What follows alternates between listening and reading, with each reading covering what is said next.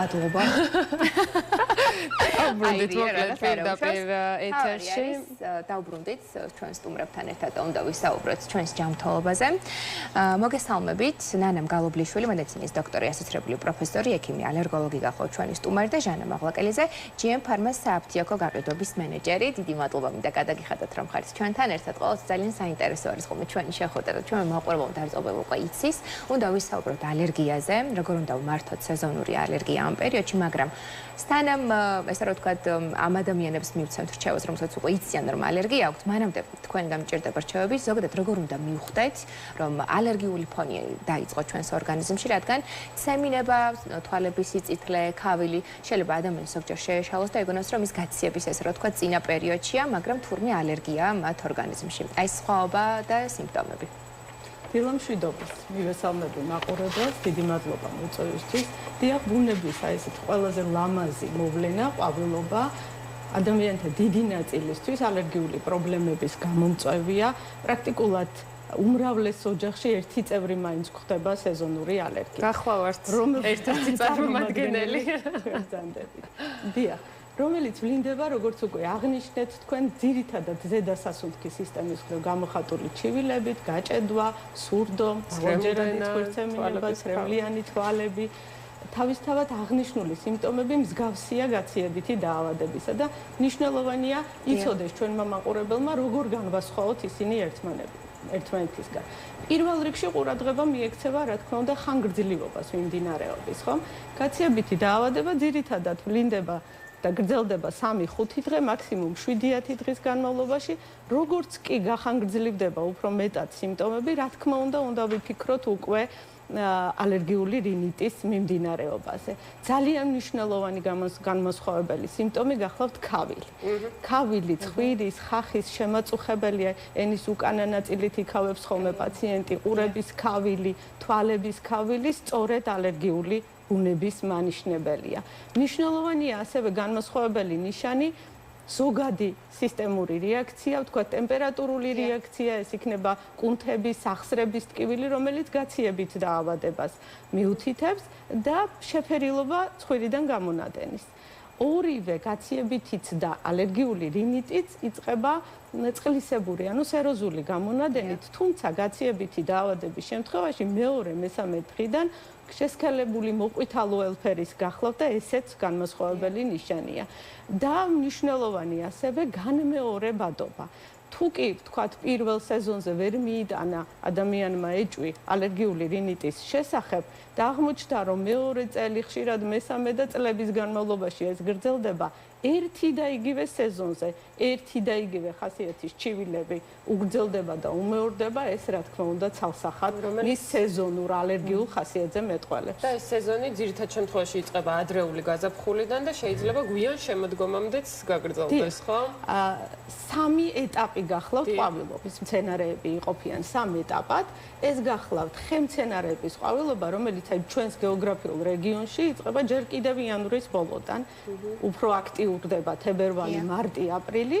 შემდეგ უკვე მაისი, ივნისი, ივლისი ეს გახლავთ ბალახოვანი და მარცვლოვანი მცენარეების ყვავილობის პერიოდი და აგვისტო, სექტემბერი, ოქტომბერი უკვე დაერთვის სარეველა მცენარეების ყვავილობა. ზოგიერთ შემთხვევაში გვაქვს არა მხოლოდ მონოსენსიბილიზაცია, არამედ ერთი რომელიმე კონკრეტული მცენარეთა ჯგუფის მიმართ ალერგია, არამედ გვყავს ბევრი პოლისენსიბილიზებული პაციენტი და შესაძლებელია იანვრის ბოლოდან დაწყებული სიმპტომები პრაქტიკულად მთელი წლის განმავლობაში გაუგრძელდეს პაციენტს ნოემბრამდე. ალერგიული რინიტის მკურნალობის, ასე რომ ვთქვათ, შემთხვევაში რომელი ჯგუფის პრეპარატები გამოიყენება და ზოგადად ხანგრძლივი მკურნალობაა საჭირო თუ ხანმოკლედ საკმარისია?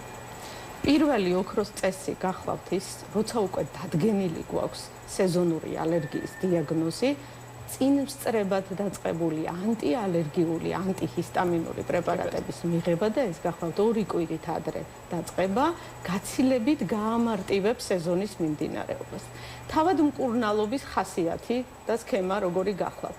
პირველი ეს გახლავთ სიმპტომური მკურნალობა, როცა უკვე გამოვლენილ სიმპტომებს და წინსწრებად 2 კვირით ადრე მკურნალობთ და მიზნებით, როდესაც გვაქვს თქვათ ზოგადად გამოხატული ალერგიული რინიტის, კონიუნქტივიტის სიმპტომები, პირველი რიგის პრეპარატი ეს გახლავთ ანტიჰისტამინური საშუალება, ანტიალერგიული საშუალება და მე არ შემიძლია აქ არ აღნიშნო ლორანექსის როლი ჩემს ცხოვრებაში, რომელიც განსაკუთრებით ეხმარება პაციენტებს, დიახ, და ხშირ შემთხვევაში მსუბუქი მიმდინარეობის შემთხვევაში შეიძლება საკმარისი იყოს ანტიჰისტამინური პრეპარატების მიღება, ამ შემთხვევაში ლორანექსის, მაგრამ იმ შემთხვევაში, როდესაც კვლავ გრძელდება სიმპტომები, ძირითადად საჭირო ხდება ადგილობრივი, ანუ ტოპიკური საშუალებების გამოყენება, ცხვირის სიმპტომების შემთხვევაში მისი კუპირებისთვის ძირითადად გამოიყენება ინტრანაზალური კორტიკოსტეროიდები, ანუ ცხვირში ადგილობრივად გამოყენებადი კორტიკოსტეროიდული პრეპარატები,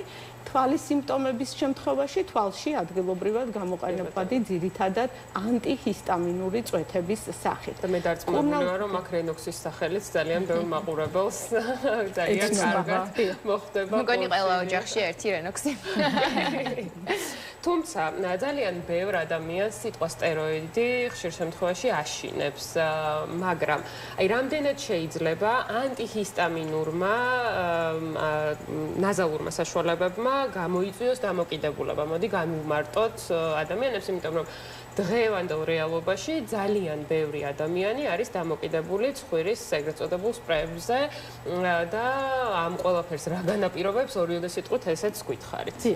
დამოკიდებულება ჩვენ გვაშინებს მაშინ, როდესაც პაციენტები იყენებენ ხანგრძლივად ცხვირის ეგრეთ წოდებულ გამხსნელებს, დეკონგესტანტებს, რომლებთაც რიგი გვერდითი ეფექტებისა გააჩნია და რაც მთავარია, რატომ არის მათი გამოყენება და ხანგრძლივი მიღება პრობლემა. იმიტომ რომ თავად გახლავთ რინიტის გამომწვევი მიზეზი. ეგრეთ წოდებული მედიკამენტური რინიტი სწორედ დეკონგესტანტების, ანუ ცხვირის გამხსნელების დამსახურება გახლავთ. და როდესაც პაციენტი იწყებს ხამა თუ იმ პრობლემის ზოგჯერ გაციებითი დაავადების, ზოგჯერ ალერგიული რინიტის სამკურნალოდ დეკონგესტანტების გამოყენებას, შემდგომ უკვე როგორც კი გამომწვევებელი ფაქტორის მოქმედება გახლავთ დასრულებული, შემდგომი რინიტის პრობლემა და ზოგჯერ ეს 10-15 წლის ანამნეზით მოდის პაციენტი, როდესაც ყოველდღიურად და დღეში რამოდენიმეჯერ იყენებს დეკონგესტანტს, ხდება სწორედ ის პრეპარატი, რომელსაც ცხვირის სიმპტომების საწინააღმდეგოდ იყენებს პაციენტი. განსხვავებით აი ამ ცხვირის გამხსნელებისგან, ნაზალური სტეროიდი მოწოდებულია ხანგრძლივი გამოყენებისთვის. მას არ აქვს სწორედ აი ეს გვერდითი ეფექტები, რაზეც უკვე ჩვენ ვისაუბრეთ. მნიშვნელოვანი გახლავთ აი ეს შიში და სტეროიდი, ხო? მნიშვნელოვანი გახლავთ, რომ ადგილობრივად გამოყენებული ნაზალური სტეროიდის ბიოშეღწევადობა მინიმალურია. მას პრაქტიკულად არ აქვს სისტემური ხასიათის პრობლემები, ის რომ სხვა ორგანოთა სისტემაზე განხორციელდეს მათი გვერდითი ეფექტები და ზემოქმედება, შესაბამისად იქ სადაც უჭირს პაციენტს ადგილობრივად გამოყენებული ცხვირის ნაზალური სტეროიდი გვაძლევს ეფექტს გვერდითი რეაქციების მინიმალური გამოვლინების კუთხით. ქალბატონი ნანა, მინდა რომ მოვასწროთ მაქსიმალურად ბევრი კითხვა. ჩვენს მაყურებელს დარწმუნებული ვარ, აქვს ძალიან ბევრი კითხვა. ჩვენს და უფრო მეტი კითხვა ალბათ, მაგრამ რაღაცაებს დროში ვარ შეზღუდულები. მაინტერესებს ანტიჰისტამინური საშუალებების მიღების დროს ერთ-ერთი გავრცელებული შიში არის, რომ ის იწვევს მოდუნებას, ძილიანობას, შემდეგ თავს არიდებენ ხოლმე და რაღაცნაირად იტანჯავენ თავს ამ ალერგიული პერიოდის განმავლობაში. ეს როგორი მოქმედებს რენოქსის შემთხვევაში თუნდაც და აი ეს რაღაცნაირი რეკომენდაციები რომ ისე ჩვენს მაყურებელს ზოგადად რა უნდა გაითვალისწინონ ალერგიული პერიოდის დროს. პირველ რიგში ანტიჰისტამინური პრეპარატების თვალსაზრისით უნდა ვიცოდეთ, რომ არსებობს ორი ძირითადი ჯგუფი. ეს გახლავთ პირველი თაობის და ახალი თაობის ანტიჰისტამინური საშუალებები. ყველა ის გვერდითი რეაქცია, რაც თქვენ უკვე აღნიშნეთ, ეს არის ძირითადად ძილიანობა, მოდუნება, კონცენტრაციის დაქვეითება, ძირითადად ეკუთვნის პირველი თაობის ანტიჰისტამინებს, რომელთა დასახელებებით ხალხში აქტიურად გახლავთ გავრცელებული და ხშირად, როდესაც არარეცეპტით გაყიდვად პრეპარატებს შეიძენენ ხოლმე პაციენტები, სწორედ პირველ თაობას შეიძენენ და გონიათ, რომ შეუძლებელია მათი მიღება. მაგრამ განვითარდა ამ დროს თუ არჩევანს გავაკეთეთ ახალი თაობის ანტიჰისტამინზე, აი ეს დისკომფორტი მათ პრაქტიკულად არ გააჩნიათ, ეფექტურობა, სამკურნალო თვალსაზრისით მათი მოქმედება გაცილებით მაღალია და სწორედ შედეგიანია პაციენტისთვის. მე კი კარგად ვიცი, მაგრამ ჩვენს მაყურებელს, რომელსაც ჯერჯერობით არ გამოუცდია, შეგიძლიათ გარანტირებულად გქონდეთ სიმშვიდის საფუძველი, რომ ლორანექსი არ გამოიწვევს ძილიანობას, გონების დაქვეითებას და ასე შემდეგ. კი ბატონო, ახლა უნდა გადავიდეთ ქალბატონ ჟანასთან კითხვით. მინდა რომ ჩვენს მაყურებელს თქვენ ესე რომ ვთქვათ განუმარტოთ, იმიტომ რომ ჩვენ ახლა საუბრობთ ძველს და ახალ ესე რომ ვთქვათ მედიკამენტებზე, ხო, რომელიც ბევრად უფრო სწრაფად მოქმედებს, ბევრად უფრო ნაკლებად აზიანებს და ბევრად უფრო ჯანსაღია ჩვენი ორგანიზმისაც. მოკლედ, იმ შემთხვევაში, როდესაც ალერგია უკვე აწუხებს სისტემატურად ადამიანს და ასევე რაინ ჩემნაირად, რომელსაც სეზონურად უბრალოდ რაღაც ცემინებით და დისკომფორტით შემოიფარგლებენ, მაგრამ ეს რაღაცნაირად ემსგავსება უკვე სეზონურსაც. მოგეთ თქვენი რჩევები გვაინტერესებს, რას გთავაზობს GM Pharma? მოგესალმებით, კიდევ ერთხელ მივესალმებით ჩვენს მაყურებელს. ვიდრე რჩევებზე ვისაუბრებ, ძალიან მოკლედ მინდა რომ მაყურებელს უთხრა კომპანიის შესახებ. GM Pharma ის გახლავთ 100%-ით ქართული ინვესტიციით დაფუძნებული საერთაშორისო მულტინაციონალური ფარმაცევტული კომპანია. ჩვენი მედიკამენტები და ბიოლოგიურად აქტიური დანამატები იწარმოება დასავლეთ ევროპის ქვეყნების და საქართველოს GMP სერტიფიცირებულ საწარმოებში. გვაქვს 120 ბრენდი, 220 გამოშვების ფორმით და პრაქტიკულად ყველა თერაპიულ მიმართულებას მოვიცავთ, მათ შორის ანტიჰისტამინურ საშუალებების საკმაოდ ვრცელი ჩამონათვალი გვაქვს და თქვენ როგორც აღნიშნეთ ქალბატონმა ნანამ აღნიშნა რომ როგორ გაარჩიოს პაციენტმა, მას აქვს ალერგიული ფონი თუ ის არის გაცილებული, ხო, სიმპტომები დაახლოებით გავს ერთმანეთს. ეს არის ალერგიული რინიტი, კონjunktივიტი და ასე შემდეგ. ამიტომ ასეთ შემთხვევაში ძალიან მნიშვნელოვანია სწორად იყოს შერჩეული და ეფექტური პრეპარატი იყოს იმისთვის, რომ ეს სიმპტომები ძალიან სწრაფად მოუგვარდეს პაციენტებს. მე დავიწყებ ლორანექსის ტაბლეტით, რომელიც თქვენ არაერთხელ ახსენეთ და გამოცდილიც გაქვთ. ლორანექსი ეს გახლავთ ახალი თაობის ალერგიის სამკურნალო საშუალება, რომელიც ძალიან სწორად აღნიშნეთ, რომ მთავარი განმასხვავებელი ფაქტორი პირველ თაობასა და მეორე თაობას შორის სწორედ არის ის, რომ არ იწვევს ზილიანობას, არ იწვევს მოდუნებას. განსაკუთრებით კარგია ისეთი ადამიანებისთვის და პაციენტებისთვის, რომლებიც არიან აქტიურები, ხო? საქმიანი ადამიანები. აქ ხაზგასმით მინდა ასევე აღვნიშნოს სტუდენტები, სკოლის მოსწავლეები, ვინაიდან ლორანექსი 1 წლის ასაკიდან ინიშნება და ძალიან მნიშვნელოვანია, რომ აკადემიურ საქმიანობაში არ შეუშალოს ასევე ხელი მძღოლები, რომელსაც სჭირდებათ ეს ყურადღება და კონცენტრაცია. ამიტომ ლორანექსის შემთხვევაში ჩვენ დაზღვეული ვართ ყველა ამ რისკისგან და პაციენტებს შეგვიძლია თამამად ვურჩიოთ სწორედ ის პირველი თაობა, რომელიც იწვევს აი ამ ყველაფერს და ფაქტობრივად არც არის სასურველი ხომ ასეთმა ტიპის ადამიანებმა მიიღოს, შეგვიძლია ძალიან მარტივად ვურჩიოთ ლორანექსი, ეს გახლავთ დესლორატადინი, კიდევ ერთხელ ვიტყვი, ახალი თაობის და ყველაზე მნიშვნელოვანი ასევე შეთავაზება, რაც უნდა ეხლა გავაჟღეროთ ჩვენი მსმენელისთვის, ეს არის ფასდაკლება, რომელიც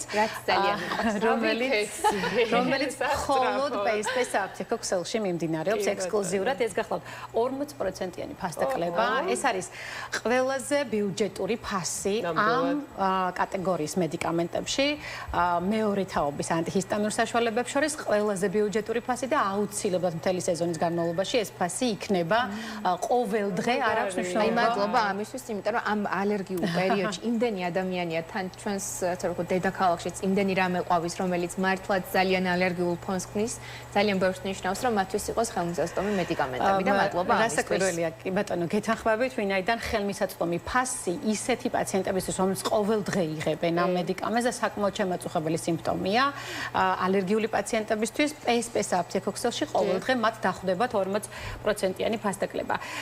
ორი სიტყვით ასევე რენოქსეც ვიტყვი. რენოქსი, როგორც ქალბატონმა ნანამ აღნიშნა, ეს არის ადგილობრივი მოქმედების ჰორმონის შემცველი რინიტის სამკურნალო პრეპარატი, ალერგიული რინიტის სამკურნალო პრეპარატი და აქ მეც ვიტყვი, რომ ჰორმონი არ უნდა შეაშინოს, ეს სიტყვა ჩვენს კი მსმენელებს არ უნდა შეაშინოს, ვინაიდან ფაქტობრივად მას არ აქვს სისტემური შეწოვა, ამიტომ ის მხოლოდ ადგილობრივად მოქმედებს. 3 წლის ასაკიდან გამოიყენება და რაც ყველაზე მთავარია, ასევე მას აქვს ბიუჯეტური ფასი ამ ტიპის მედიკამენტებთან მიმართებაში. PSP-ს აპთეკო ქსელს გულისხმობ, რასაკვირველია ამ შემთხვევაში. და ბოლო პროდუქტს ვიტყვი, ეს არის სანიდერმი, რომელიც გახლავთ დერმატიტების სამკურნალო პრეპარატი და განმასხვავებელს ვიტყვი სამკომპონენტიანი პრეპარატი გახლავთ. რატომ არის ეს ასეთი მნიშვნელოვანი? გარდა იმისა, რომ ქავილს ზედაპირულად ქავილს ხსნის და აი ამ სიწითლეს და შეშუპებას ახასიათებს ალერგიულ დერმატიტებს, ასევე ფსორიაზის დროს, ეგზემის დროს ძალიან ეფექტურად და ღრმად ატენიანებს და კიდევ ერთ-ერთი მნიშვნელოვანი არის ის, რომ ქავილის შემთხვევაში მეორადი ინფექციები შეიძლება განვითარდეს, რაც არის მაგალითად ანტიბაქტერიული ან სოკოს მიერი და ასე შემდეგ. ჩვენ აქ გვართ დაცული, ვინაიდან სამკომპონენტიანია და ყველა ეს თვისება მას აქვს ანტიალერგიული, ასევე ანტიბაქტერიული და სოკოს საწინააღმდეგო მოქმედება. ასევე მთელი სეზონის განმავლობაში 30%-იანი ფასდაკლება მიმდინარეობს PSP საფრთხე ქსელში, ამიტომ პაციენტებს შეუძლიათ ისარგებლონ ამ ფასდაკლებებით. მე უკვე ვიცი რა უნდა ვიყიდო, ჩემს მეუღლეს რა უნდა მოვუმარაგო, ჩემთვის რა უნდა ვიყიდო, იმიტომ რომ ძალიან მნიშვნელოვანია, რომ ადამიანებს შეეძლოთ ჯანსაღად გადაადგილება ამ ალერგიული პერიოდის განმავლობაში. ალბათ ყველასთვის ძალიან სენსიტიური თემა არის და კარგია რომ გვაქვს ინფორმაცია და დაბალი ფასები თქვენკენ. უხმესი მადლობა GM-Pharma-ს აღნიშნული შეთავაზებისთვის. მე როგორც ალერგიის ერთ-ერთი თქვენ როგორც გამოცდილი სხვათა შორის აი ერთი რაღაც მინდა აღვნიშნო ზოგადად მედიკამენტების და სამედიცინო სფეროს მიმართულებით თუნდაც ექიმის რჩევა ძალიან არ მიყვარს ხოლმე და მაქსიმალურად ვცდილობ თავი შევიკავო. გარდა იმ შემთხვევებისა, რაც საკუთარ თავზე გამოცდილი მაქვს დატესტილი და დროში გამოცდილი, რაც მთავარია და ამ შემთხვევაში შემიძლია თავისუფლად ვურჩიო ჩვენს მაყურებელს. აი მე და რეკომენდაციები მოკლედ მაქსიმალურად დავუშვათ ჩვენი მაყურებელს. რაც უნდა ვურჩიოთ, ეს არის იმუნოთერაპია სეზონური ალერგიის მკურნალობაში. ყველაზე ეფექტური ხანგრძლივი მოქმედი თერაპია, როდესაც ჩვენ დამნაშავე, ეგრეთ წოდებული დამნაშავე ალერგენით მკურნალობ, რომლის დროსაც ორგანიზმის იმუნური სისტემა ხდება ტოლერანტური და პრაქტიკულად თავისუფალი 10-15 წელი სიმპტომები. ძალიან დიდი მადლობა, დრო აღარ გვაქვს თაკო სამწუხაროდ შეგვიძლია ჩვენ ეთერს გარეთ გავაგრძელოთ, ამიტომ ძალიან დიდი მადლობა მინდა გადაგიხადოს თქვენ სტუმრობისთვის. ნანამ გალობლიშვილი, მედიცინის დოქტორი, ასოცირებული პროფესორი, ექიმი, ალერგოლოგი იყო ჩვენი სტუმარი და ჟანა მაღლაკელიძე GM-Pharma-ს საფრთხეო გაყიდვების მენეჯერი. დიდი მადლობა მინდა გადაგიხადოთ. გელოდებით კიდევ არაერთხელ მკურნალის რუბრიკაში, რომ ჩვენს მაყურებელს მივაწოდოთ სანდო ინფორმაცია, რადგან AI-ს უფრო მეტად ბევრ კითხვას უსვამენ ხოლმე, ამიტომაც ჯობია, რომ სწორი ადამიანებისგან მოვისმინოთ ხოლმე სწორი რეკომენდაციები. დიდი მადლობა თქვენ კიდევ ერთხელ. მადლობა ჩვენს მაყურებელს. მინდა რომ ჩვენს მაყურებელს შევახსენო, რომ ყოველ სამშაბათს იქნება მკურნალის რუბრიკა ჩვენს ეთერში და დაელოდება რა თქმა უნდა ჩვენი მაყურებელიც.